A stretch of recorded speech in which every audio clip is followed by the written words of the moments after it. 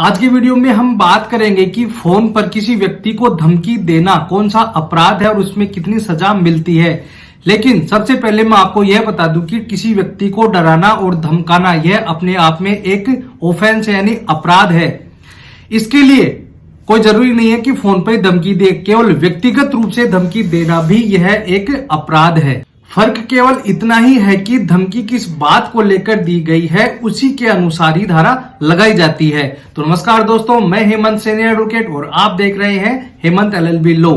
हम मान लेते हैं कि किसी व्यक्ति को धमकी दी गई है किसी काम को करने या नहीं करने के लिए।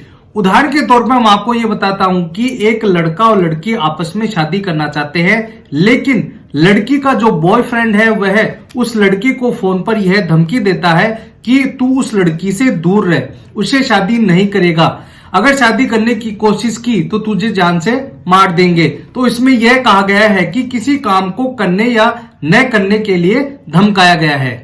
इसके अलावा दूसरा उदाहरण यह है कि किसी मामले में कोई व्यक्ति गवाह है और उसे धमकाया जाता है कि वह कोर्ट में जाकर गवाही नहीं दे। तो फोन पर धमकाना किसी काम को करने या न करने के लिए किया जा रहा है।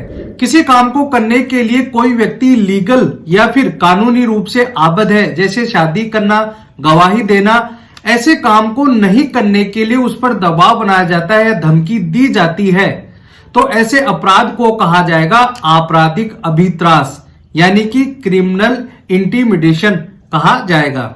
भारतीय दंड संहिता की धारा 503 में इसके बारे में बताया गया है और भारतीय दंड संहिता की धारा 506 में सजा का प्रावधान दिया गया है।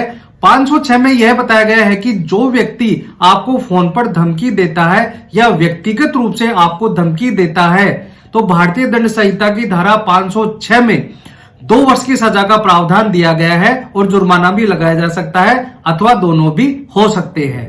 मैं आपको एक उदाहरण के तौर पर यह बताता हूं कि कोई व्यक्ति किसी अन्य व्यक्ति को फोन पर धमकी देता है या व्यक्तिगत रूप से मिलकर उससे पैसों की मांग करता है, उसे डराता है, धमकाता और कहता है कि मुझे पैसे चाहिए, तो उसे कहा जाएगा उदापन, यानी कि उसे एक्सटोर्शन कहा जाएगा। IPC की धारा 383 में इसके बारे में बताया गया है। मैं आपको यह बता दूं कि इन दोनों धाराओं में क्या अंतर है।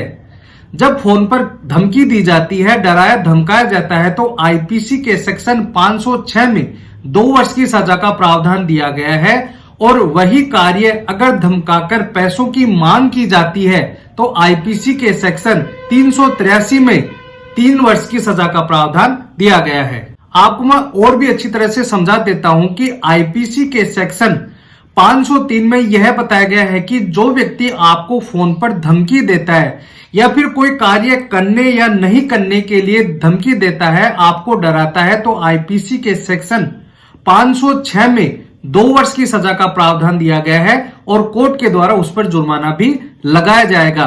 इसके साथ ही अगर आपको फोन किया जाता है और धमकी दी जाती है कि और पैसों की मांग की जाती है, तो IPC के सेक्शन 383 में इसमें 3 वर्ष की सजा का प्रावधान दिया गया है। तो दोस्तों आज के लिए इतना ही। मैं उम्मीद करता हूं कि आपको ये वीडियो समझ में आ गया होगा कि इन 2 धाराओं में क्या अंतर है। वीडियो अच्छा लगा हो तो प्लीज इसे लाइक और शेयर करें और ऐसे ही वीडियो के लिए प्लीज मेरे चैनल को सब्सक्राइब करें। धन्यवाद।